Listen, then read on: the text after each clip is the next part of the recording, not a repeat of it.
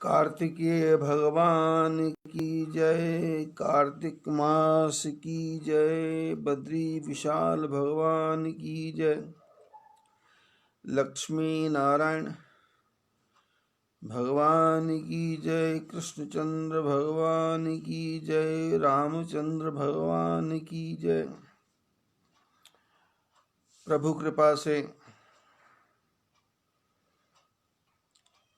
कार्तिक मास की कथा चल रही है।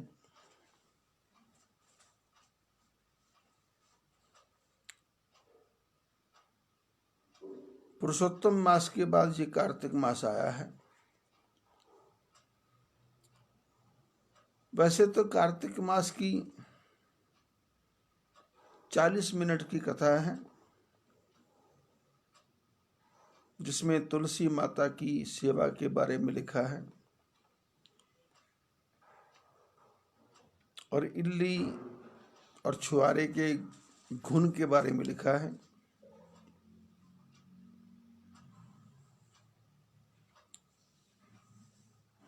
ऐसी अनेकों प्रकार की कथाएं हैं जिससे भगवान के चरणों में श्रद्धा हो, विश्वास हो और प्रेम हो। कि मनुष्य का जन्म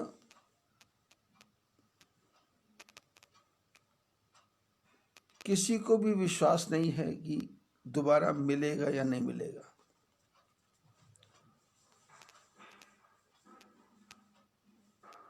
क्योंकि शास्त्रों में लिखा है 84 लाख जन्मों का चक्र है। यदि एक एक साल का जीवन भी मनुष्य का हो, योनि का हो 84 लाख का, तो इस गणित से 84 लाख वर्षों के बाद में मनुष्य का जन्म होगा। और उसमें भी हाथी की उम्र 100 साल की होती, कछुए की उम्र 100 साल की होती, गाय की उम्र 25 साल की, कुत्ते की उम्र 12 साल की, बिल्ली की उम्र 10 साल की।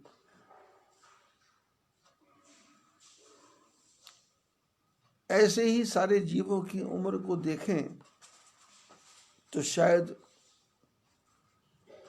8 करोड़ वर्ष के बाद में मनुष्य का जन्म मिलेगा।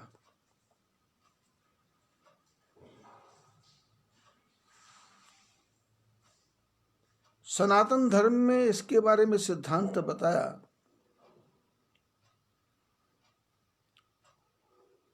कि मनुष्य के जन्म के बाद भी मनुष्य का जन्म मिल सकता है।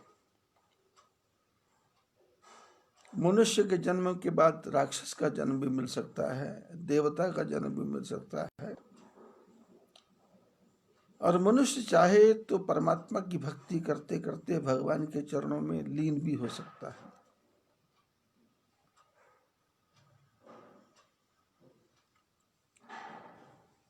ये मनुष्य का जन्म क्या है? स्वर्ग नरक अपवर्ग निसैनी, ये सीढ़ी है। मनुष्य का जन्म सीढ़ी है। सीढ़ी स्वर्ग में भी ले जाएगी, निसैनी मैंने सीढ़ी, सीढ़ी स्वर्ग में भी ले जाएगी, नरक में भी ले जाएगी, और सीढ़ी के ऊपर रख करके शमशान में भी ले जाएगी।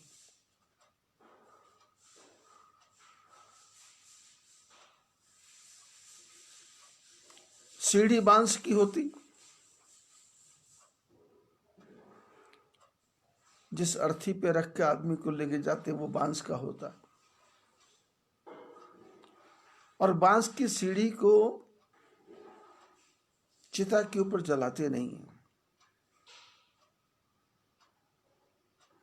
उसको एक तरफ फेंक देते हैं।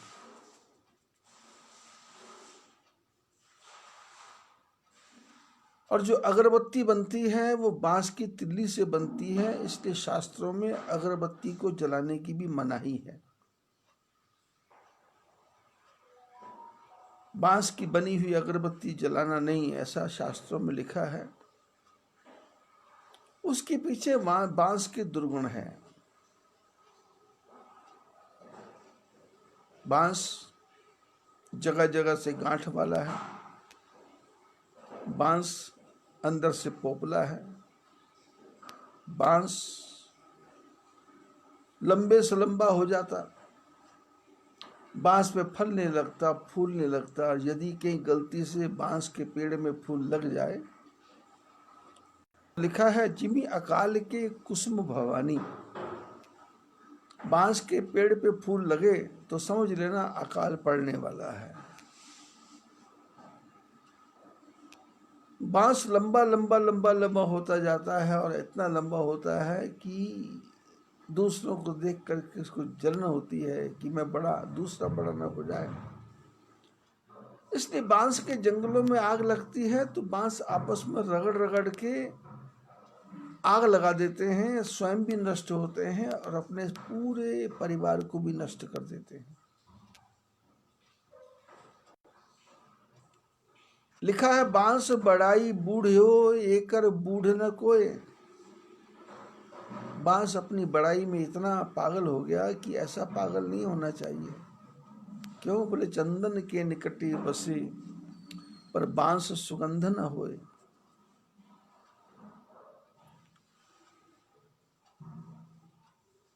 बड़े बड़े महापुरुषों ने खोज की कि चंदन के जंगल में जितने भी पेड़ होते हैं, चंदन की सुगंध से सभी पेड़ चंदन की जैसी सुगंधी वाले हो जाते हैं।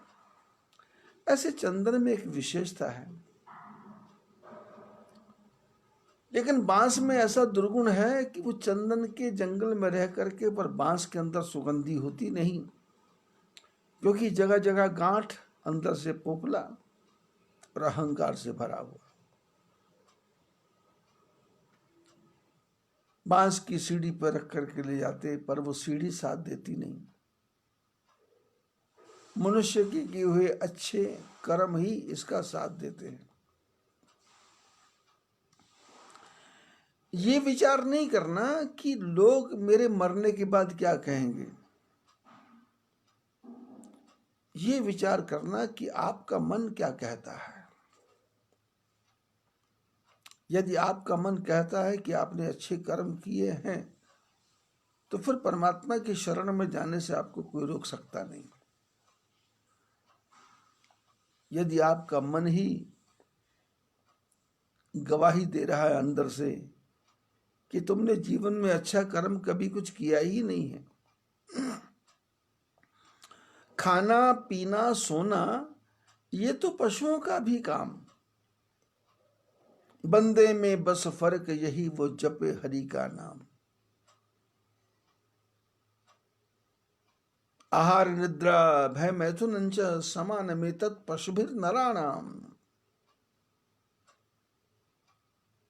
नरो ही में को विशेषो। बोले आहार करना, सोना, खाना ये तो पशु भी करते हैं। मनुष्य में श्रेष्ठता क्या है कि ये भगवान का भजन कर सकता है। और भजन करना कैसे? आज के जीवन की समस्या यह है कि 8-9 बजे से पहले तो आदमी सो के ही नहीं उठता।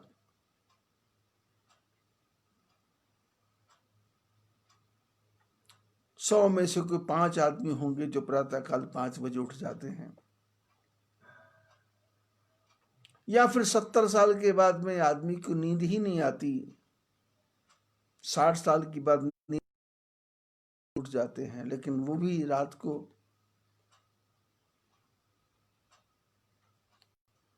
टीवी के सीरियल देख देख करके अपनी आंखों को खराब करते हैं। भगवान के भजन करने का समय नहीं है, परमात्मा को याद करने का समय नहीं है, दुनिया की चर्चा सुनने का समय है।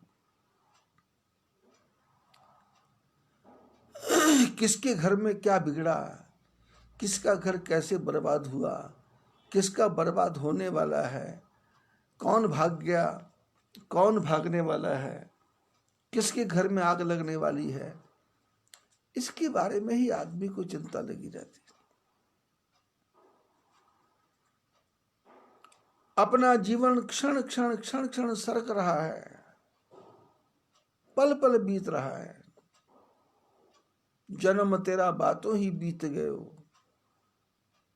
तूने कबहू न कृष्ण कहो।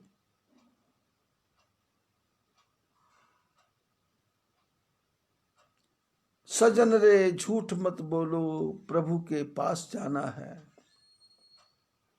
न हाथी है न घोड़ा है, वहां स्वयं भी पैदल नहीं है, 4 कंधों पर बैठ के जाना है। तुम्हारे महल चौबारे यहीं रह जाएंगे सारे, अकड़ किस बात की प्यारे, ये सर फिर भी झुकाना है। सजन रे झूठ मत बोलो, प्रभु के पास जाना है। लड़कपन खेल में खोया, जवानी नींद भर सोया, बुढ़ापा देख कर रोया, यही किस्सा पुराना है। सजन रे झूठ मत बोलो, प्रभु के पास जाना है। जाना है, अब जाना कहाँ है? तो स्वर्ग नरक अपवर्ग निसैनी, सीढ़ी है सीढ़ी, सीढ़ी पे बैठ के जाना है। मेरी मत मानो यमराज तो मनाएंगे, कर्मों का दंड तुझे मार के भोगाएंगे। कर्मों की अग्नि में जलना पड़ेगा, रे मन मुसाफिर निकलना पड़ेगा, ये काया कुटी खाली करना पड़ेगा। भाड़े के क्वार्टर को क्या तू संभाले, जिस दिन तुझे घर का मालिक निकाले, इसका किराया भी भरना पड़ेगा, रे मन मुसाफिर निकलना पड़ेगा। कर्म बंधन में बंधा हुआ मनुष्य है, कर्म बंधन में, इसके साथ कर्म बंधन लगा है। परिवार का कर्म, संसार का कर्म, पुत्र का कर्म, माँ का कर्म, भाई का कर्म, गृहस्थी का कर्म, ये सारे कर्म बंधन है इसके पीछे। और ये इसमें ऐसा ऐसा जकड़ गया है, किसको लगता है कि मेरे मरने के बाद में मेरे बेटे का क्या होगा, लेकिन मेरे मरने के बाद मेरा क्या होगा इसके बारे में ये सोचता ही नहीं। मेरे प्राण आज निकल गए तो पत्नी किसके सहारे खाएगी, पुत्र किसके सहारे खाएगा।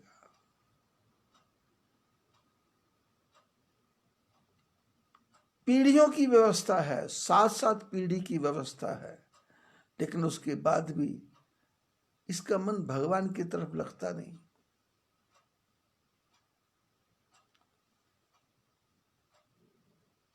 धन वाला है दुखी, वो धन को कैसे संभाले। रात को नींद न आवे, उठ उठ के देखे ताले।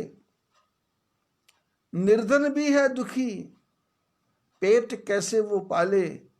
दोनों की नींद है उड़ गई, देखो प्रभु के खेल निराले। सारा संसार दुखी है। लेकिन कबीर जी ने कहा कौन दुखी, कोई दुखी नहीं। बोले क्यों? बोले सुखिया सब संसार है, खावे और सोवे। बोले सारा संसार सुखी है। अभी लॉकडाउन लगा था, मैं किसी परिवार में था, तो डेली ही उत्सव जैसा माहौल, कभी नूडल्स बन रहे हैं, कभी पिज्जा बन रहा है, कभी बर्गर बन रहा है, कोई आलू के वेफर्स बन रहे हैं, कभी ब्रेड पकौड़ा बन रहा है, कभी मटर डाल करके समोसे बन रहे हैं, कभी सूजी का हलवा, कभी नशास्ता, कभी दलिया।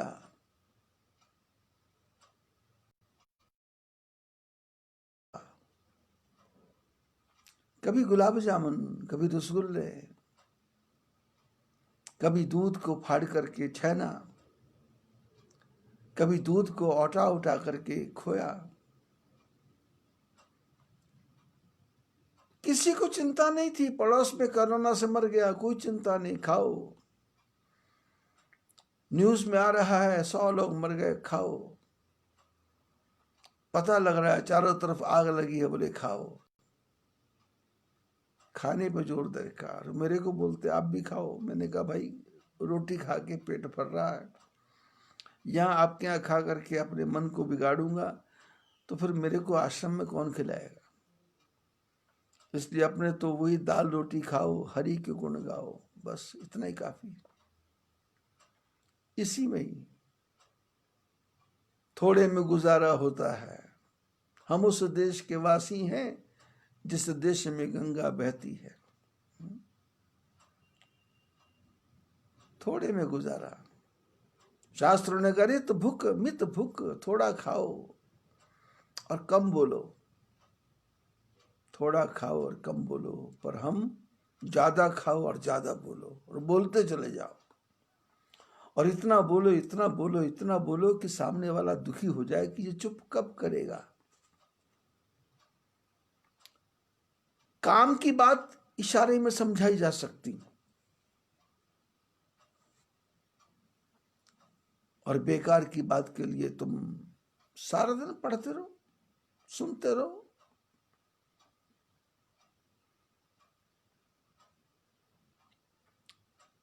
राम भगवान का विवाह हो गया, 4 बहुएं आ गई, 4 बेटों की शादियां हो गई, विवाह हो गया। जब ते राम ब्याह घर आए, नित नव मंगल मोद बधाए। जब से राम जी विवाह करके घर में आए हैं, नित नया नूतन नव मंगल ही मंगल हो रहा है। और एक दिन राजा दशरथ बैठे हुए थे,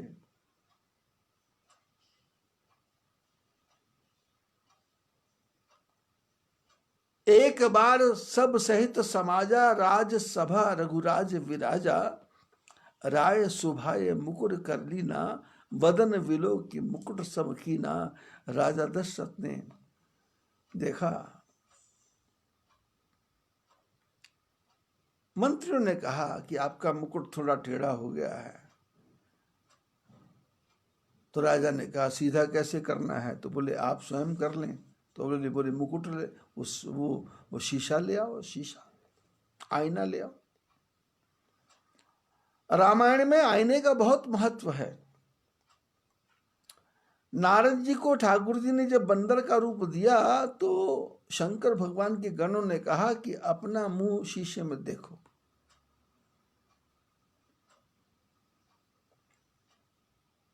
आईने में देखो। और ये आईना है, ये झूठ नहीं बोलता। आईना बताता है कि चेहरे पे दाग है। अब दाग है तो आईने को गाली देने से नहीं हुआ, चेहरे के दाग को साफ कर लो।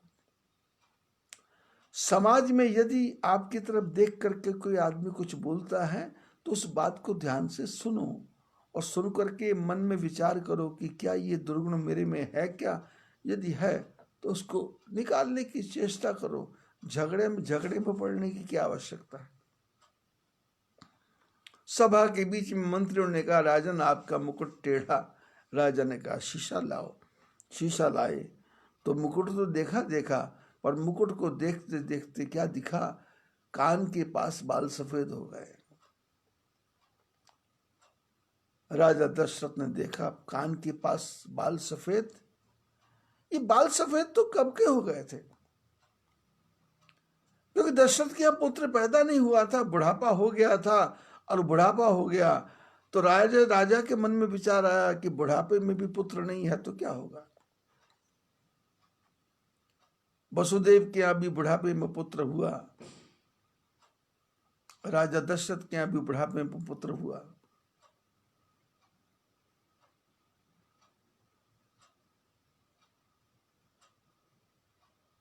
राजा दशरथ ने विचार किया बुढ़ापा तो कब का आ गया था, लेकिन संसार की सारी कामनाएं पूर्ण हो गई तो बुढ़ापा समझ आ गया।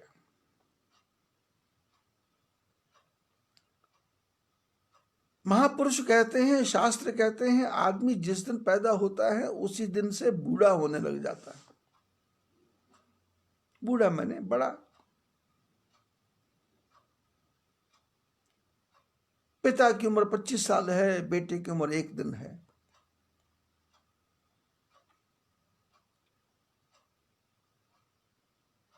तो बेटा पिता से 25 साल और 364 दिन छोटा है।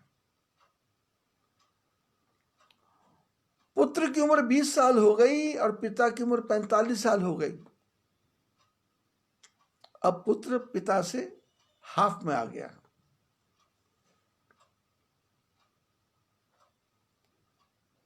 पिता सोचता है मैं 20 साल बड़ा हो गया, लेकिन पुत्र तुम्हारे आधे में आ गया। जब पैदा हुआ था तो 3 पाउंड का था, 4 पाउंड का था। आज 20 साल के बाद में वो 47 किलो का है और तुम 70 किलो के हो। तुम्हारे वजन से भी ज्यादा, आधे से भी ज्यादा हो गया। जो कंप्यूटर लैपटॉप तुम देख नहीं पा रहे हो, उसके ऊपर उसकी उंगलियां घूम रही हैं। जो बातें तुमने जीवन में कभी देखी नहीं थी, वो सब सीख करके आ गया है।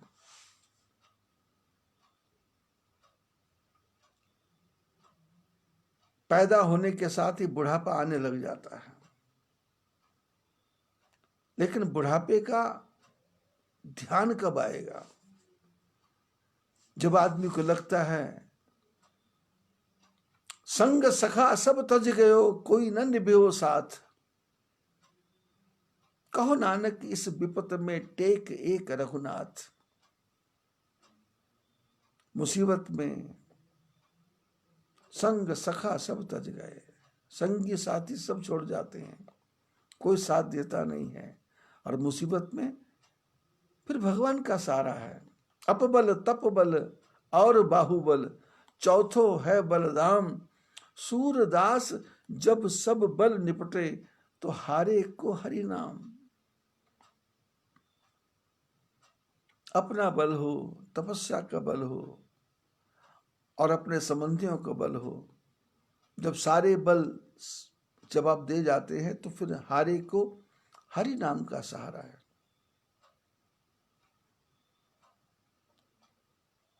अंत काल का समय आता है तो आखिर के जब समय में यम पकड़ेगा आए, उसको भी क्या कहेगा, मुझको फुर्सत ना है। अंत समय में शास्त्रों ने कहा अंत गति सो मति, अंत मति सो गति। अंत में तुम्हारी बुद्धि कैसी है, जैसी बुद्धि है वैसी गति हो जाएगी। और अंत में मति कैसी होगी, जैसे तुम 24 घंटे विचार कर रहे हो, संसार में दलदल में फंसे हुए हो, गले गले तक डूबे हुए हो। अभी पिछले 10 महीनों से क्या हो रहा है?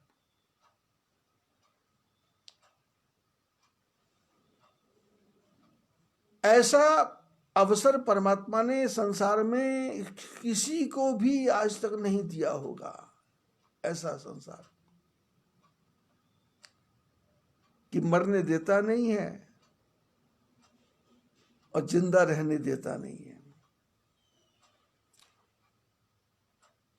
कमाई का साधन नहीं है, पेट खाने को मांग रहा है, खर्चे पूरे होने रहे, चारों तरफ से चिंता है। और जिससे बात करते हैं वही कहता है तेरे से मैं ज्यादा दुखी, चौथा बोलता तेरे से मैं ज्यादा दुखी, पांचवा बोलता है तेरे से मैं ज्यादा दुखी। लेकिन दुखी सब है। कितना सुंदर 10 महीने का समय बीत रहा है। भगवान ने मनुष्य को उसकी औकात बता दी, भगवान ने विज्ञान को उसकी औकात बता दी, भगवान ने बड़े बड़े धर्माचार्यों को उनकी औकात बता दी, भगवान ने बड़े बड़े ज्योतिर्विदों को उनकी औकात बता दी, भगवान ने बड़े बड़े पंचांग बनाने वालों को उनकी औकात बता दी, भगवान ने जो गांव गांव में कोई दुर्गा माता सिर घुमा के घूम रही है, कोई चंडी माता सिर घुमा के घूम रही है, कोई बालाजी सिर घुमा के घूम रहे हैं, और कोई गुजरात में बुआ जी दूसरों के कष्टों को हरण करके सिर घुमा रहे हैं, ऐसा कर रहे हैं। किसी का कुछ नहीं चला। मंदिर बनाए थे, भगवान ने कहा आना मत। बीच में लोगों ने विधर्म धारण कर लिया, मस्जिद बना ली। भगवान ने कहा इधर आना मत, देखना मत। चर्चा करने के लिए चर्च बना लिया। भगवान ने कहा यहां क्या रखा है, चलो अपने घर बैठो। किसी ने कहा राधा स्वामी करेंगे, बोले कुछ नहीं करना, घर बैठो, मुंह पे कपड़ा लगाओ, तुम्हारा मुंह भी देखने लायक नहीं है, किसको अपने मुंह थोपड़ा दिखा रहे हो, चेहरे पे क्या क्रीम लगा रहे हो, पाउडर लगा रहे हो, शैम्पू लगा रहे हो, हटाओ, सब बंद करो, कुछ नहीं, बंद। किसी के गले मिलना नहीं, किसी के गले पड़ना नहीं, किसी से हाथ मिलाना नहीं, किसी को मिलने जाना नहीं। शादी हो घर में बैठो, मर गया घर में बैठो, बच्चा पैदा हो गया घर में बैठो, हॉस्पिटल में जगह नहीं है, शमशान में जगह नहीं है, कब्रिस्तान में जगह नहीं है, कहाँ जाएं? किसी की समझ नहीं आ रहा। भगवान ने मनुष्य मात्र को उसकी औकात बताई। अमेरिका हो जा, फ्रांस, जर्मन हो जा, जापान, चाइना हो जा, ऑस्ट्रिया, दक्षिण अफ्रीका हो जा, साउथ अफ्रीका हो, या कोई भी हो, भारत हो, वैक्सीन बनेगी। लेकिन भगवान ने कहा वैक्सीन की जरूरत क्या है, तुम मेरे नाम का स्मरण करो, मैं वैक्सीन खुद ही बना दूंगा। मैं इतने बड़े ब्रह्मांड को चला सकता हूं, तो मैं तो क्या कोरोना को नष्ट नहीं कर सकता? ये कोरोना तो मैंने इसलिए भेजा है, इसका नाम कोरोना है, लेकिन जब भगवान की करुणा होगी तो कोरोना क्या बिगाड़ेगा?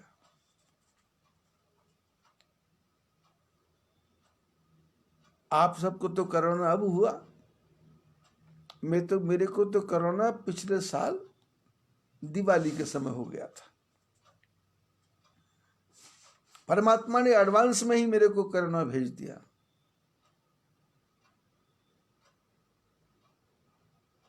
मेरे को मिलने के लिए हाई कोर्ट के रिटायर्ड जज माहेश्वरी जी आए थे। वो आज भी आने वाले हैं बद्रीनाथ का दर्शन करने के लिए। पिछले साल भी दिवाली के समय आए थे।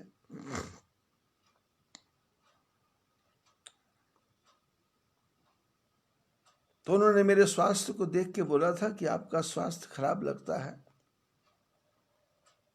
कहो तो मैं आपको अपने साथ ले चलूं। मैंने कहा नहीं, अभी ठीक है। लेकिन वही जो कोरोना के लक्षण, मेरे सारे फेफड़े, उसके अंदर कफ जम गया था और मेरे को आईसीयू में जाके रहना पड़ा। तो भगवान ने तो मेरे को कोरोना पहले ही भेज दिया था, एक इशारा कर दिया था कि ये रोग तेरे को जुआ है, अब दुनिया को होगा, पर मैं तेरे को ठीक कर रहा हूं, और तू ठीक हो करके इस कोरोना के बीच में भगवान का भजन करना, परमात्मा का चिंतन करना, ठाकुर जी का भजन करना, अच्छे अच्छे काम करना। दुनिया कोरोना से दुखी होगी, पर तू सत्संग करके सबको ज्ञान बांटना। और मार्च महीने से नहीं, फरवरी महीने से अपना ये सत्संग चल रहा है। भगवान का ध्यान करेंगे तो भगवान की करुणा होगी, भगवान की करुणा होगी तो भगवान पहले ही इशारा कर देंगे कोरोना आने वाला है, तेरे को पहले हो गया, प्रसाद पहले मिल गया, और प्रसाद दे करके तू ठीक हो जा। और ठीक होके कर क्या? भगवान का भजन, भाग दौड़ छोड़। 30 साल से मैंने कथा करना बंद कर दिया था, 30 साल से एक ही काम में लगा था, मायापुर में संभव आश्रम को बनाना बनाना बनाना बनाना बनाना। और उसके पीछे उद्देश्य ये था कि बद्रीनाथ केदारनाथ की यात्रा पे लोग आ रहे हैं, उनको थोड़े पैसे में भोजन की व्यवस्था हो जाए, पैसा नहीं भी है तो भोजन की व्यवस्था हो जाए, खाली एम्प्टी पॉकेट है तो भी भोजन की व्यवस्था हो जाए। तो अपने शिष्यों के साथ में उनके बल के ऊपर मैंने ये संकल्प किया कि 100 कमरे का आश्रम बनाएंगे। अब आश्रम तो 100 की जगह 400 कमरे का बन गया, पर हुआ ये, सत्संग छूट गया। अब सत्संग छूटा तो लिखा है कि विश्व विद्या अभ्यास बिन भोजन गरल अघाई, शुभ को संग दरिद्र विष वृद्ध नारी विष गाई। बोले यदि विद्या को आप बार बार रिपीट नहीं करोगे तो विद्या विष बन जाएगी, भूल जाएगी, विस्मरण हो जाएगा। विद्या का अभ्यास करते रहना चाहिए, विश्व विद्या अभ्यास बिन। और भोजन को ज्यादा खा लिया तो वो विष हो जाएगा। भोजन गरल अघाई, ज्यादा अघा के भर पेट खा लिया, ठुक ठुक के खा लिया तो विष हो जाएगा। शुभ को संग दरिद्र विष, बोले अच्छा आदमी बुरे आदमी का संग कर ले, दरिद्र आदमी का संग कर ले तो उसके लिए जहर के समान है। और वृद्ध नारी विष गाई, बोले बूढ़ी औरत अब गाना गाना शुरू कर दे, अलाप लेना शुरू कर दे तो लोगों के कान फट जाएंगे, गला खर खर कर रहा है, बोले बुढ़िया क्या गा रही है। वृद्ध नारी विष गाई, बुढ़ापे में गाना भी विष के समान हो जाता है। इच्छा तो होती है पर स्वर निकलता नहीं, आवाज निकलती नहीं। 30 साल से राम कथा बंद, कृष्ण कथा बंद, शंकर कथा बंद, देवी भागवत बंद, शिव पुराण बंद, गरुड़ पुराण बंद, नारद पुराण बंद, गर्ग संहिता बंद, स्कंद पुराण बंद, कूर्म पुराण, बराह पुराण, सारे पुराणों की कथा बचपन से पढ़ता ही जा रहा था। और ये आज से नहीं है, 5 साल की अवस्था से सत्संग में लगा हूं, 5 साल की अवस्था से।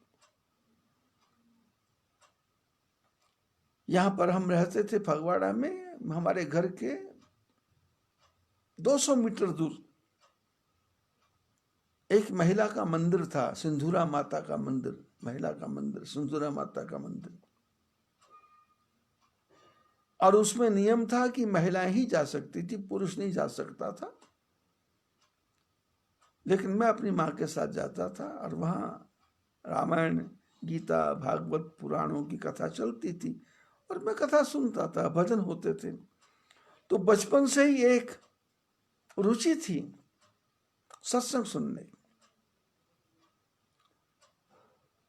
गांव में रासलीला आनी तो उसको देखने जाना, गांव में रामलीला होनी उसको देखने जाना, गांव में कोई संत महापुरुष आना तो उनको सत्संग सुनने जाना, महापुरुषों की संगत करना, संतों के साथ रहना।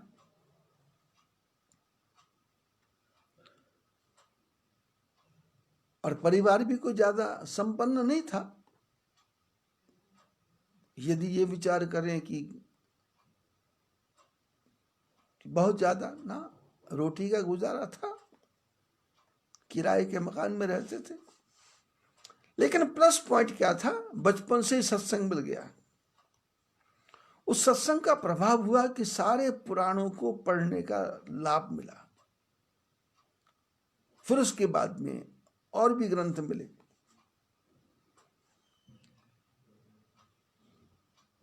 इस 30 साल के बीच में भी क्योंकि सत्संग छोड़ने के पीछे भी कारण था। मैंने अपने जीवन में सत्संग बहुत किया। पंजाब फिरोजपुर में मैंने पूरे 1 साल तक कथा की, 1 साल तक, एक ही मंदिर में 1 साल तक। वहां नमक मंडी है, नमक मंडी के पास में हरबंस लाल जी कपूर थे उस समय कामरेड। उनकी धर्मपत्नी कैलाश माता जी, उन लोगों ने छोटा सा मंदिर बना रखा था। तो जीवन में पहली बार मैं अपना गुरुजी का आश्रम छोड़ करके निकल गया। तो कहाँ जाऊं, फिरोजपुर पहुंचा। कथा आती नहीं थी, आती थी लेकिन कभी बोला नहीं था, स्टेज पे बैठकर नहीं बोला था। ऐसे गुरु महाराज ने स्टेज पे बैठना सिखा दिया था, माइक लगाना सिखा दिया था, श्री राम जय राम जय जय राम करना सिखा दिया था, गोविंद बोलो हरि गोपाल बोलो बोलना सिखा दिया था। 50 60 100 200 आदमी बैठे हो तो 15 मिनट गुरु महाराज बोलते थे तो कीर्तन कर। एक प्रकार से वो मन का एक भ्रम जो था कि समाज में बैठ के जाके कैसे बोलना, वो मिट गया था। बचपन में क्लास में भी टीचर लोग मेरे को खड़ा करते थे कि तू बोल, किताब पढ़ के सुना। तो मैं निर्बाध गति से हिंदी, इंग्लिश, गणित सब कुछ सुना देता था। लेकिन अब धारा प्रवाह बोलना है, बिना देखे बोलना, ये तो आते ही नहीं था। फिरोजपुर पहुंचा तो लोगों ने कहा क्या करोगे? मैंने कहा सत्संग। प्रातःकाल 6 से लेके 8 बजे तक सत्संग, दिन भर किताब पढ़ता और प्रातःकाल बोलता, दिन भर किताब पढ़ता, प्रातःकाल बोलता, दिन भर किताब पढ़ता, प्रातःकाल। 1 साल कथा की। बड़ी मुश्किल से जान छुड़ाई, वहां से निकला, कश्मीर चला गया, अभ्यास हो गया, शास्त्र तो याद थे, पर जो प्रेजेंटेशन था, बात को कहने का तरीका, बात समझा करके दूसरे के दिमाग के अंदर घुस जाए, जो बात मैं बोल रहा हूं वो दूसरे के दिमाग को टच करके, उसके मन को छू करके, उसके चित्त को छू करके उसके दिल के अंदर बैठ जाए, ये प्रेजेंटेशन था, ये नहीं देना आ रहा था। हर आदमी बोलना जानता है, लेकिन दूसरे को समझाना बहुत मुश्किल है। और दूसरे को समझाया तब जाएगा जब तुम स्वयं समझ रहे हो। क्या अपने आप समझने के लिए बहुत ज्यादा दिमाग का मंथन करना पड़ता है। साल भर कथा की, 4-4 महीने कथा की, चातुर्मास किया। जम्बूसर में जाके गुजरात में चातुर्मास किया, हैदराबाद में जाकर के, आंध्र प्रदेश में उस समय था हैदराबाद, बेगम बाजार में जाकर के सनातन धर्म में चातुर्मास किया। वो लोग तो शायद अब मेरे को भूल भाल गए होंगे। जम्बूसर वालों को याद होगा। फिर 1-1 महीने कथा की, फिर 15-15 दिन कथा की, फिर 7-7 दिन कथा की, फिर हरिद्वार कुंभ लगाया, प्रयागराज कुंभ लगाया। लेकिन सब कुछ करने के बाद में परिणाम क्या निकला? जिनको कथा सुना रहा था, जिनके लिए सत्संग कर रहा था, जिनको ज्ञान दे रहा था, उस ज्ञान का परिणाम यह निकला कि सामने वालों ने ज्ञान की तरफ ध्यान नहीं दिया, सत्संग की तरफ ध्यान नहीं दिया, पूजा की तरफ ध्यान नहीं दिया, मेरी विद्वता की तरफ ध्यान नहीं दिया। मैं मेहनत करके उनको समझा रहा हूं, उसकी तरफ ध्यान नहीं दिया। वाणी से वो लोग अभिभूत हो रहे थे, पीछे पड़ रहे थे, पागल हो रहे थे। और जगह जगह चर्चाएं चल रही थी,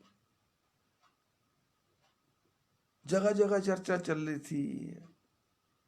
बाबा छोटी उम्र का है, लड़की भगा के ले जाएगा। बाबा छोटी उम्र का है, लड़कियां पीछे लगी हुई हैं।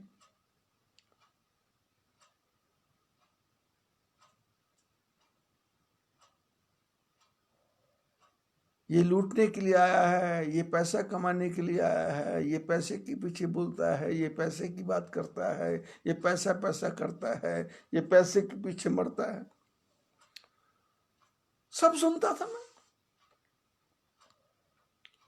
और यहां भी जाता था।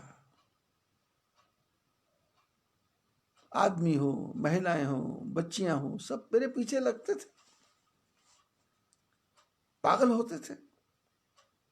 पर मैं लोगों को बोलता था कि मैं 20 जगह कथा करके आया हूं। यदि लड़कियां भगानी होती तो 20 लड़कियां मेरे साथ होती। मेरे साथ कोई नहीं है तो यहां से भी कोई भागेगी नहीं, चिंता मत करना। और पैसा आपका अच्छे काम में लग रहा है, बुरे काम में लग नहीं रहा। और उसको लोगों ने देखा, कुंभ मेला हरिद्वार, कुंभ मेला प्रयागराज, सब ने देखा अपनी आंखों से कि हजारों की संख्या में लोग खा रहे हैं। आज ये संभव आश्रम मायापुर में बना है, ये उस सब का परिणाम है। लोगों ने देखा प्रैक्टिकल, जो लेके गया उसको लगाया, जो लेके गया उसको लगाया, जो लेके गया उसको लगाया। अब कथा क्यों छोड़ दी? कथा इसलिए छोड़ी कि प्रयागराज में कुंभ लगाया, मेरे को आनंद आया। हरिद्वार में कुंभ लगाया, मेरे को अच्छा लगा। लेकिन कुंभ लगाने के बाद में मेरे मन में विचार आया कि कुछ ऐसा कुंभ लगाओ कि 12 साल के बाद में ना लगे। हर साल 6 महीने कुंभ लगता रहे। तो फिर बद्रीनाथ की यात्रा में आए तो मन हुआ कि बद्रीनाथ की यात्रा के बीच में आश्रम बनाए तो फिर रोज ही कुंभ लगे। प्रयागराज हरिद्वार के कुंभ में 3-3, 4-4 हजार लोग आए। और अब यहाँ बद्रीनाथ के रास्ते में जो संभव आश्रम है, यहाँ पर तो डेली ही मई जून में 3,000, 2,000, 2,500, 3,000, 2,000 डेली लोग आते हैं और सबकी सेवा करने का आनंद मिलता है। कुंभ का लक्ष्य पूर्ण हो गया, लेकिन कथा क्यों बंद कर दी? कथा बंद इसलिए कर दी कि मैंने 1 महीने कथा की तो जो कथा सुनने वालों ने कथा की बारे में नहीं चर्चा की, उन्होंने ये चर्चा की, उन्होंने देखा महात्मा विद्वान है, समझदार है, ज्ञानी है। तो किसी ने कहा आप जन्मपत्री देखते हो क्या? आप काला जादू जानते हो क्या? आप पीला जादू जानते हो क्या? आप तंत्र मंत्र जानते हो क्या? आप वशीकरण मंत्र जानते हो क्या? आप लव मैरिज करवा दोगे क्या? आप अरेंज मैरिज करवा दोगे क्या? इस प्रकार की चर्चा समाज में। लोगों ने यह नहीं कहा कि भगवान कैसे मिलेंगे, गुरु मंत्र दे दो। किस लिए? भगवान को पाने के लिए नहीं। अब जिसने गुरु मंत्र मांगा उसको मैंने पूछा तुम्हारे और गुरु है क्या? बोले हैं। तो मैंने कहा उनका गुरु मंत्र खराब है क्या? तुमने गुरु मंत्र ले रखा, अब गुरु मंत्र की क्या जरूरत है? उसी के मंत्र को जप करो। तो बोले जी हमारे गुरु जी को जेल हो गई। तो मैंने कहा गुरु जी को जेल हो गई पर मंत्र को तो जेल नहीं हुई, मंत्र तो खराब नहीं है। अरे पोस्टमैन एक आंख वाला है पर वो मनी ऑर्डर लेके आया है, तो मनी ऑर्डर से प्रेम करना है कि पोस्टमैन से प्रेम करना है?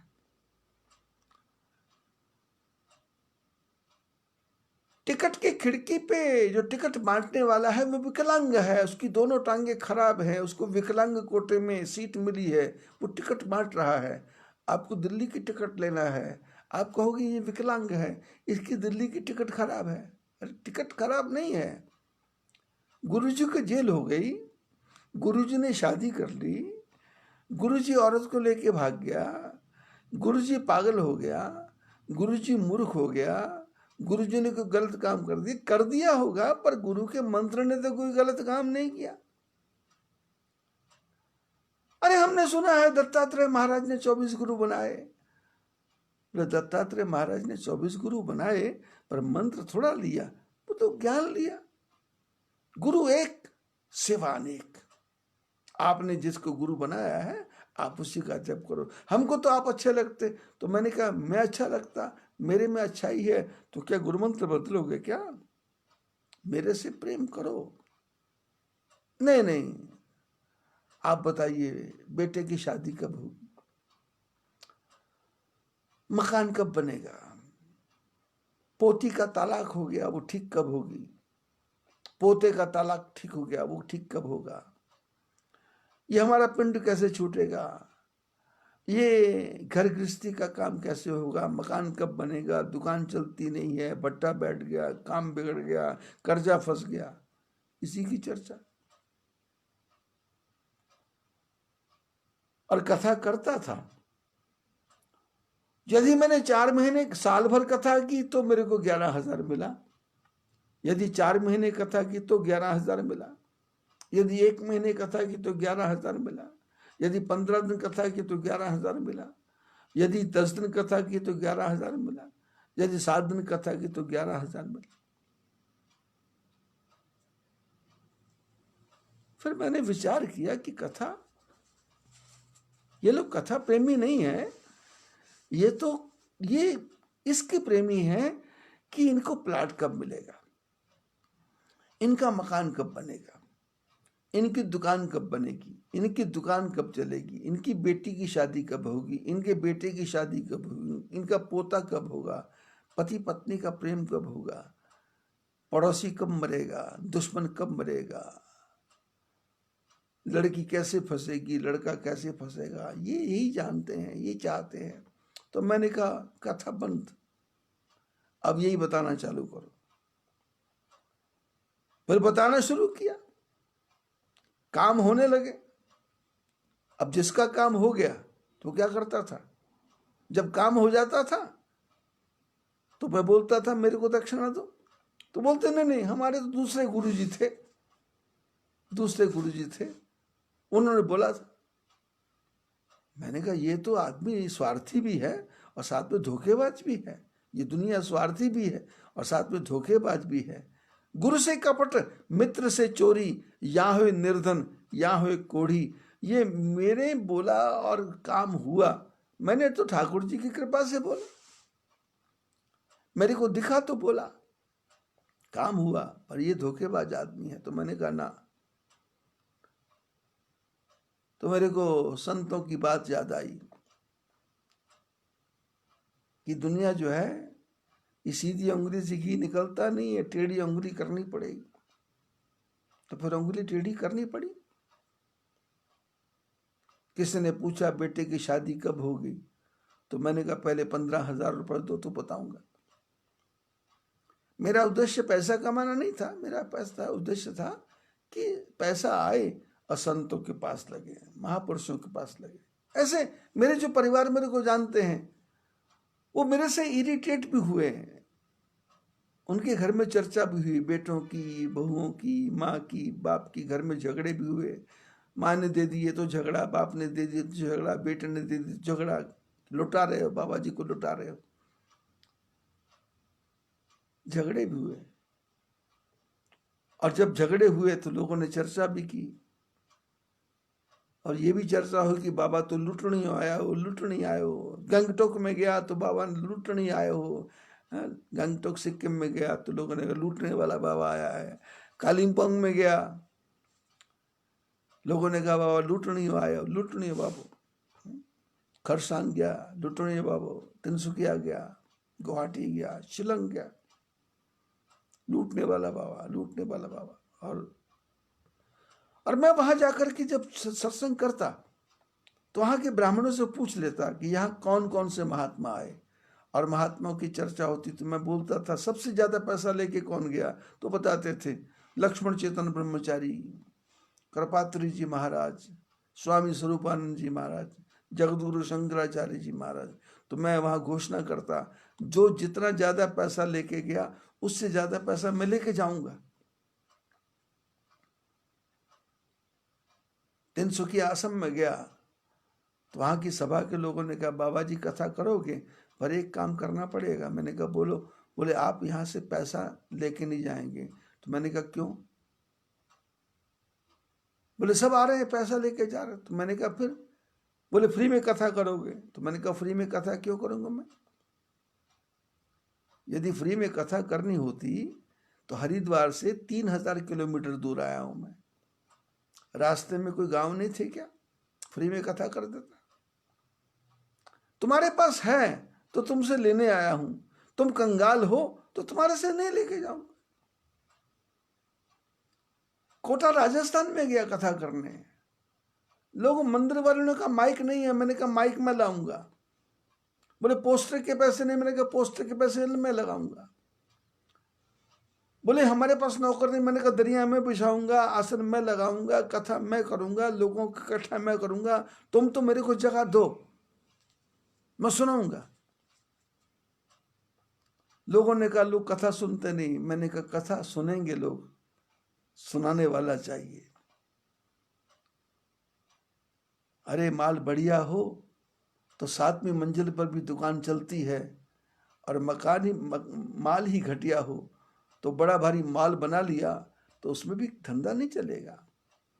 परमात्मा के नाम की आपके पास शक्ति होनी चाहिए, गुरु महाराज का आशीर्वाद होना चाहिए, काम चलेगा। नहन गया।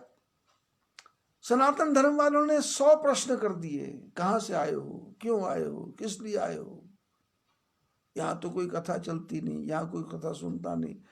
मैंने कहा मैं सुनाऊंगा अपने आप। फतेहगढ़ चूड़ियां गया, पंजाब।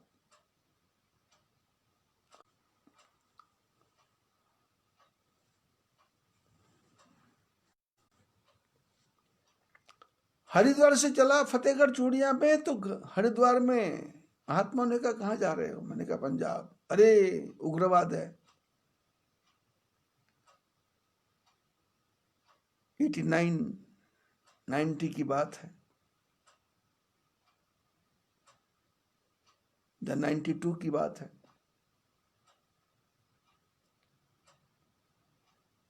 अश्विनी कुमार जी जानते होंगे, कृष्णलाल जी अरोड़ा जानते होंगे। मदन लाल जी अरोड़ा जी का तो देहांत हो गया, उनका भाई भूषण लाल अरोड़ा है। फिर गुलाटी परिवार हैं, फिर हमारे भगत राम जी हैं बैग बनाने वाले, बदवार परिवार हैं सैकड़ों की संख्या में।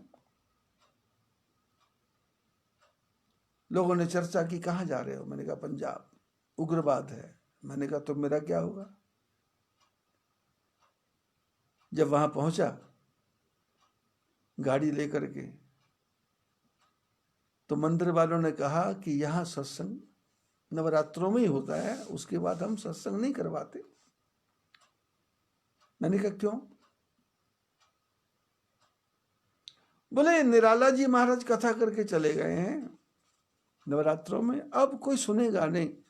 तो मैंने कहा नहीं सुनेगा ना सुने, मैं तो करूंगा। आप क्या लोगे? मैंने कहा आप बताओ आप क्या लोगे? बोले नहीं नहीं हम कुछ देंगे नहीं। तो मैंने कहा मैंने तो देने देने की बात ही नहीं की, मेरे को कुछ चाहिए नहीं। मैंने कहा मेरे गुरु महाराज ने कहा है कि पैसे से प्रेम नहीं करना, आदमी से प्रेम करना।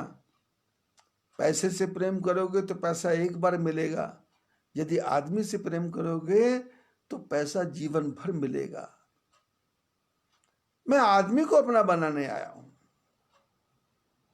भीलवाड़ा राजस्थान गया, लोगों ने कहा कोई कथा नहीं। मैंने कहा होगी, सुनेंगे लोग। बोले पैसा नहीं मिलेगा। मैंने कहा मेरी किस्मत में होगा तो आएगा, अब मैं तुमसे मांगता नहीं। माइक भी मेरा, स्टेज भी मेरी, सब कुछ मेरा, मैं खुद स्वयं करूंगा, तुम्हारी दरकार नहीं। लड्ढा जी थे वहां, सत्यनारायण जी नोवाल थे, शंकर लाल जी सोड़ानी, बंशीलाल जी सोड़ानी, बंशीलाल जी समधानी, बंशीलाल जी जागेटिया, सत्यनारायण जी नोवाल, सत्यनारायण जी बिरला।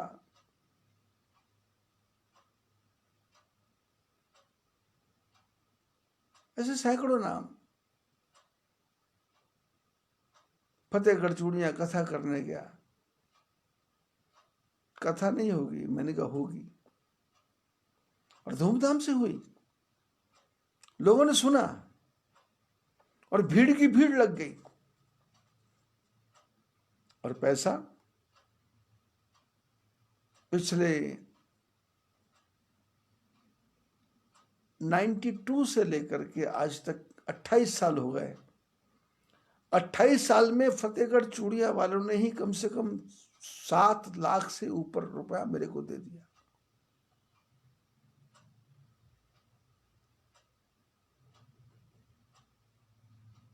भीलवाड़ा वालों ने 14 लाख से ऊपर दे दिया। मैंने देखा संसार में कथा की तरफ लोगों का रुझान नहीं है।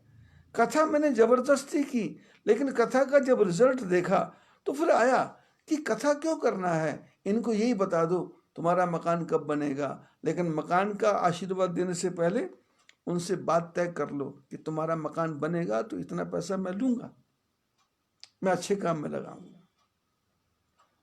मैंने अपने शिष्यों से पूजा के नाम पे, बद्रीनाथ की पूजा के नाम पे, साधु संतों की भोजन के नाम पे, अनेकों प्रकार से बहानों से उनसे पैसा लिया, और लेकर के मैंने अपने शरीर पे एक पैसा भी खर्च नहीं किया।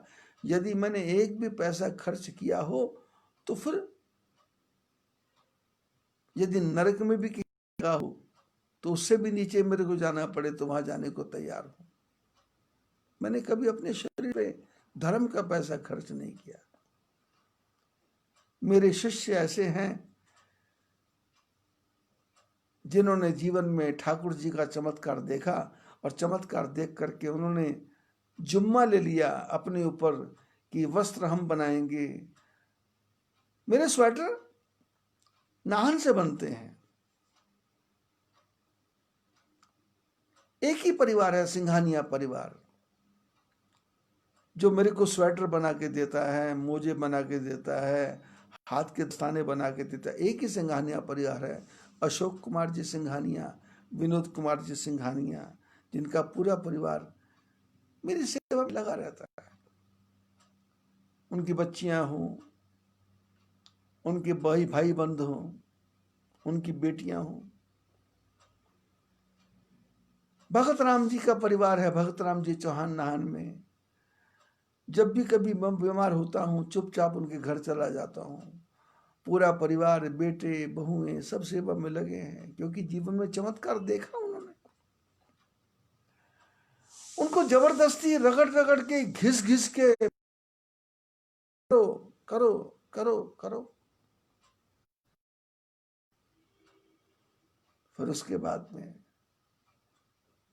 राजेंद्र जी शर्मा पुलिस से रिटायर हुए हैं। उनकी धर्मपत्नी तेजोबाई जब पुलिस चौकी में रहते, पुलिस स्टेशन में रहते थे, कहाँ पुलिस लाइन में, उनके यहाँ भोजन करने गया। मैंने कहा 3 मंजिल का मकान बनेगा, गुरु मंत्र दिया, 3 मंजिल का मकान बन गया। फिर बलवंत राय जी अग्रवाल बंसल, जिनको काला बनिया बोलते हैं। नाहन में 2 प्रकार के बनिया है, काला बनिया है, गोरा बनिया। गोरे बनिए भी मेरी पूजा करते हैं और काला बनिया भी मेरी सेवा करते हैं। बलवंत राय जी का तो ये था कि जब भी मैं कथा करके जाता था तो मेरी गाड़ी 5-5 किलो हर प्रकार की दालों से भर जाती थी। झाड़ू भर देते थे, नमक, मिर्च, मसाला, हल्दी। बलवंत राय जी के जमाने की बात थी। अब उनके बेटे कुछ साल तो करते रहे, लेकिन अब वो बंटी हो गया, आशी हो गया, छोटू हो गया। अब उनके परिवार में मैंने कुछ बंटवारा सा करवाया, तो शायद अब बच्चे बड़े हो गए हैं, अब उनकी जवाबदारियां हो गई। अब वहां तक दाल चावल आना बंद हो गया, लेकिन ठाकुर जी की कृपा से भगवान संपन्न करे, ठीक करे, आगे बढ़े। लेकिन जो पैसा आया अच्छे काम में लगा। कथा बंद करने का मतलब यह था कि कथा से लोगों में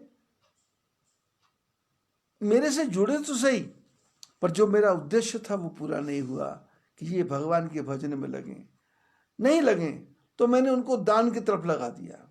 ठीक है, भजन नहीं करना, माला नहीं फेरना, पूजा नहीं करना, तो मैंने उनको दान की तरफ लगाया। ये न के न विधि दीन ही दान करे कल्याण, क्योंकि रामायण में लिखा है जैसे तैसे भी हो दान से कल्याण होगा।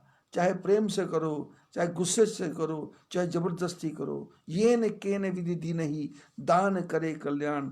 तो मैंने जैसे तैसे भी लोगों को दान की तरफ लगाया, महात्माओं के नाम पे, अनुष्ठान के नाम पे, साधु के नाम पे, सत्संग के नाम पे, पानी का बोरवेल बनाना है उसके नाम पे, महापुरुषों के लिए भोजन की व्यवस्था करनी उसके नाम पे, आश्रम बनाना है तो उसके नाम पे लोगों को मैंने दान पे लगाया। और दान पे इसलिए लगाया कि लोगों ने कहा बेटी की शादी कब होगी, तो मैंने कहा इस साल, लेकिन इतना पैसा शादी के बाद, बेटा होगा और इतना पैसा लगेगा, मकान बनेगा और इतना पैसा लगेगा। और लोगों ने दिया। मतलब रिजल्ट क्या निकला? आप सोचेंगे ये फालतू की बात है, ये फालतू की बात नहीं है, ये जीवन का सिद्धांत नहीं।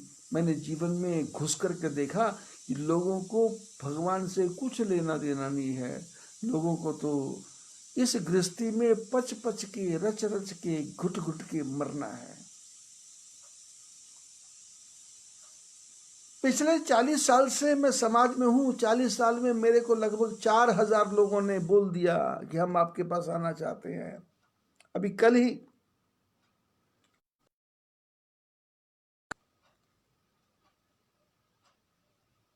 एक आदमी का फोन आया जिनकी उम्र 70 साल से ऊपर, बोले मैं आपके पास आना चाहता हूँ। मैंने कहा स्वागत है। 4000 आदमी मेरे को बोल चुके हैं आने के लिए, पर आज तक कोई आया नहीं। क्योंकि घर छोड़ना इतना आसान नहीं है, संसार छोड़ना इतना आसान नहीं है, गृहस्थ को छोड़ना इतना आसान नहीं है।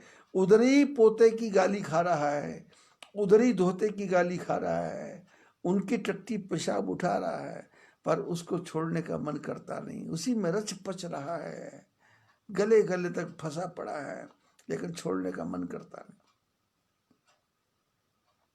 कथा छोड़ दी, लेकिन कथा छोड़ी। फिर विचार आया कि कथा कितनों को सुनाना। तो फिर मैंने 2 को कथा सुनाई दाम करा, क्योंकि विश्वविद्या अभ्यास बन, मैंने कहा कथा छोड़ूंगा तो मेरी जो विद्या है वो तो विश्व बन जाएगी। तो मैंने 2 आदमी को कथा सुनाई बॉम्बे में जाकर के, मीरा रोड पे, ओम प्रकाश जी अग्रवाल, उनकी धर्मपत्नी पूर्णिमा देवी, 2। मैंने कहा तीसरा नहीं आएगा। मैंने 5 आदमी को राम कथा सुनाई। इसी बीच में मैंने 10 को कथा सुनाई, 35 को कथा सुनाई। फिर अभी लास्ट मोमेंट पे मैंने फरवरी महीने में अमरावती में 600-700 आदमी को कथा सुनाई। क्योंकि अनिल कुमार जी और सुनील कुमार जी दोनों भाई, साहू परिवार, गुरु महाराज की कृपा से उनके पिताजी मेरे शिष्य 35-40 साल पहले बने थे। छोटा सा मकान था, गली के अंदर घुस करके पिताजी चावल का धंधा करते थे, चावल वाले बोलते थे उनको। और भगवान की कृपा से गुरु मंत्र के बाद में बेटे ने गुरु मंत्र ले लिया। और आज ठाकुर जी की कृपा से 3000 स्क्वायर फीट में दो मकान बने हुए हैं। उनकी इच्छा थी, उनकी इच्छा क्या मेरी इच्छा थी, सत्संग करूंगा, सत्संग किया। और सत्संग करने के बाद में कोरोना तो मेरे को पहले हो गया था। भगवान ने कहा बाद में होगा, तेरे को पहले कर देते हैं। लोग बोलते चाइना से कोरोना आया, चाइना से नहीं आया। कोरोना ठाकुर जी ने पहले भेज दिया। भगवान ने कहा मैं कोरोना का अवतार लेने वाला हूं और सबसे पहले प्रयोग तेरे ऊपर करूंगा। और प्रयोग क्या? आईसीयू में रहना पड़ेगा। आईसीयू में रहा, लोगों ने फोटो देखी मेरी, आईसीयू में फोटो देखी लोगों ने, ये आईसीयू में था, देहरादून भर्ती था मैं कैलाश हॉस्पिटल में। कोरोना ही था, फेफड़े जाम हो गए थे, सब काले हो गए थे।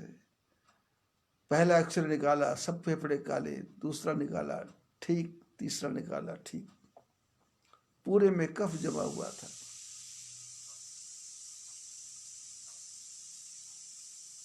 ठाकुर जी ने कोरोना पहले ही कर दिया। ठाकुर जी ने कहा कोरोना नहीं, तेरे ऊपर करुणा कर रहा हूं, तेरे को छोड़ थोड़े में ही बचा रहा हूं, तू बच जा और बच करके तैयारी कर। और तैयारी ये हुई कि जो पीछे का पड़ा हुआ था वो अब काम आ रहा है।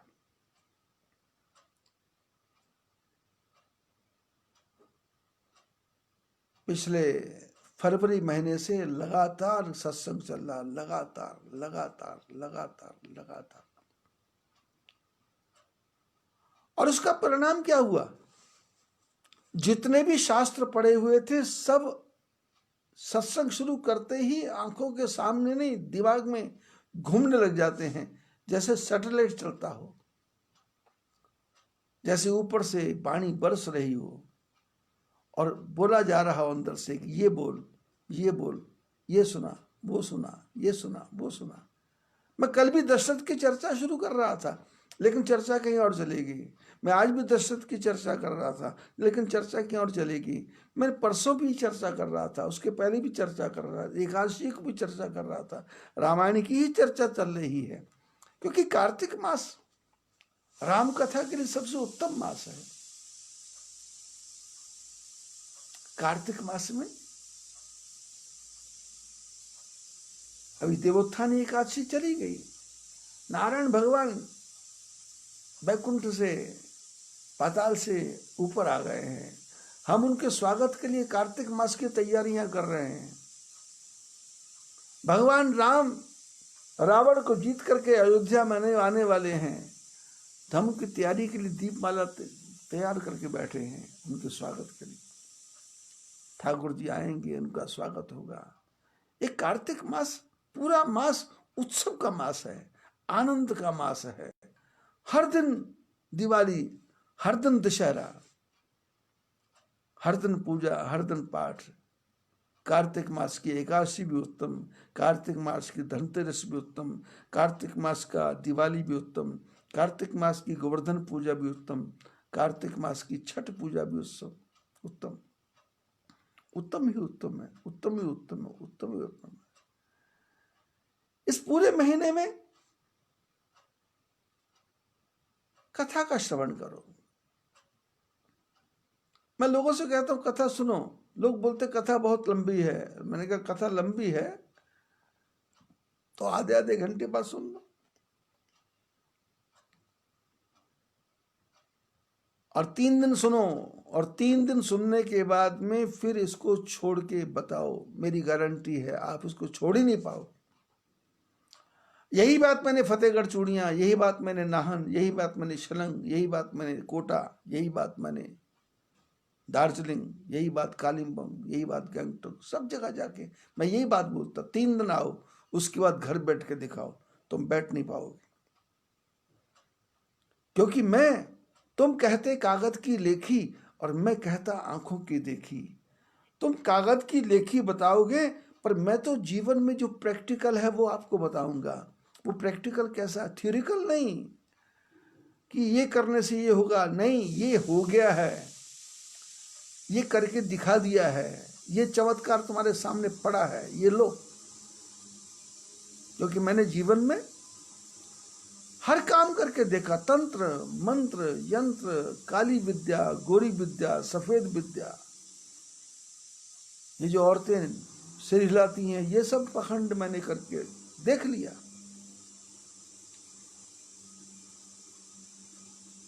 लोगों को चावल खिला करके पागल कर देना, ये मेरे बाएं हाथ का खेल था। किसी के पीछे मसान लगा देना, ये मेरे बाएं हाथ का खेल था। किसी में भूत लगा देना, किसी में चड़ेल लगा देना, किसी में प्रेत लगा देना, किसी के घर को बर्बाद कर देना, मेरे बाएं हाथ का खेल था। पर गुरु महाराज ने, मेरे चाचा गुरु जी ने मेरे को बताया कि ये पाप है, ऐसा नहीं करना, किसी के घर को बर्बाद नहीं करना। उन्होंने बताया इबादत है किसी नाशाद को फिर शाद कर देना, इबादत है किसी बर्बाद को आबाद कर देना। अरे पूजा है किसी बर्बाद को आबाद करना पूजा है, आबाद को बर्बाद करना पूजा नहीं है।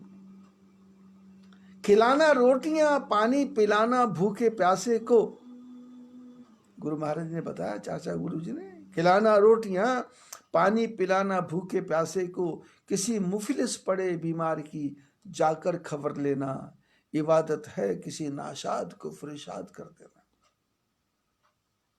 निकलना रोज घर से देखना बागों और सड़कों पर पड़ी जो बेकफन लाशें, उन्हें जाकर कफन देना, इबादत है किसी नाशाद को फरिशाद कर देना, इबादत है किसी बर्बाद को आबाद कर देना। पूजा क्या है? जादू मंत्र। यहां मैं रहता हूं, ये मायापुर संभव आश्रम में, मेरे को लोगों ने कहा कि यहाँ प्रेत रहते हैं, यहाँ मसान रहते हैं, यहाँ चुड़ैल रहती है, या भूत रहते, प्रेत रहते हैं। तो मैंने उनको बताया नहीं कि मैं तो भूतों प्रेतों के बीच में खेल के आया हूँ, मैं तो चुड़ैलों के बीच में खेल के आया हूँ, मैं तो शमशान में साधना करने वाला साधक हूँ, मैं तो गंगा के बीच में 8-8 घंटे खड़े रहने वाला तपस्वी हूँ, मैं तो अग्नि के बीच में बैठ करके साधनाएं की हैं, मैंने तो 100 घड़े का पानी सिर पे ठंडा डाल करके अपनी साधना की है मैंने। तो मेरे को ये प्रेत व्रेत नहीं है, प्रेत अपने भाग जाएंगे। और जो गांव वाले बोलते थे ये मसान रहता है, आज उसी मसान के ऊपर विशाल आश्रम खड़ा है, और उस मसान के नीचे कम से कम 3000 मकान बन रहे हैं, 3000 मकान बन रहे हैं। रुठियाई में गया था, गुना के पास में रुठियाई में, लोगों ने कहा मसान है, मैंने कहा यहाँ साधना करेंगे, साधना की। आज वो रुठियाई स्वर्ग बना हुआ है, उसके पास विजयनगर बना हुआ है। ये सारी बातें बताने का मेरा उद्देश्य क्या है कि यदि आपकी भक्ति सच्ची है, यदि आपका प्रेम सच्चा है, यदि आपका लगन सच्चा है, यदि आपकी गुरु महाराज के ऊपर पूर्ण श्रद्धा है, तो आपके जीवन में कोई रोक सकता नहीं, कोई टोक सकता नहीं, कोई बाधा बन सकती नहीं। आप जो संकल्प करेंगे वो संकल्प पूर्ण होगा, क्योंकि राम सत्य संकल्प है, और उसका भक्त भी सत्य संकल्प है। इसलिए सत्य संकल्प लेकर के मन में किसी भी प्रकार की बुरी भावना को ना लेकर के भगवान के भजन में लग जाओ, और आपके जीवन में जो पैसा है उसको थोड़ा बहुत दान करते रहो, दान करते रहो, दान करते रहो, दान करते रहो। और मैं ये नहीं कह रहा मेरे को दो, मैं कह रहा हूँ कि आपके गांव में जो ब्राह्मण हैं उनको भी दान करो। आपके परिवार में यदि आपका भाई गरीब है तो उसको भी दो। आपके परिवार में यदि बेटी को परेशानी है तो उसको भी दो। आपके परिवार में यदि बेटा दुखी है तो उसकी भी सहायता करो। पैसे को छुपा के रखो मत, इसको यूटिलाइज करो, इसको प्रयोग करो। बैंक में रखने से कुछ नहीं होगा, बैंक वाला 4% 6% देगा। यदि धंधे में लगाओगे तो 10 गुना पैसा आएगा, 50 गुना आएगा, 100 गुना आएगा। इसको काम में लगाओ। और यदि धर्म में लगाओगे तो 100 गुना नहीं, इसी जन्म में 10 गुना मिलेगा, और 72 गुना अगले जन्म में मिलेगा। वो मुसलमान लोग बोलते हैं ना 72 हुरे, अरे हमारी वाणी में तो लिखा है दैदून 72 आखर। अच्छा कर्म करेंगे इस जन्म में 10 गुना मिलेगा, और अगले जन्म में 72 गुना मिलेगा। आज की बातें आज इतनी ही, बाकी कल। बद्री विशाल भगवान की जय।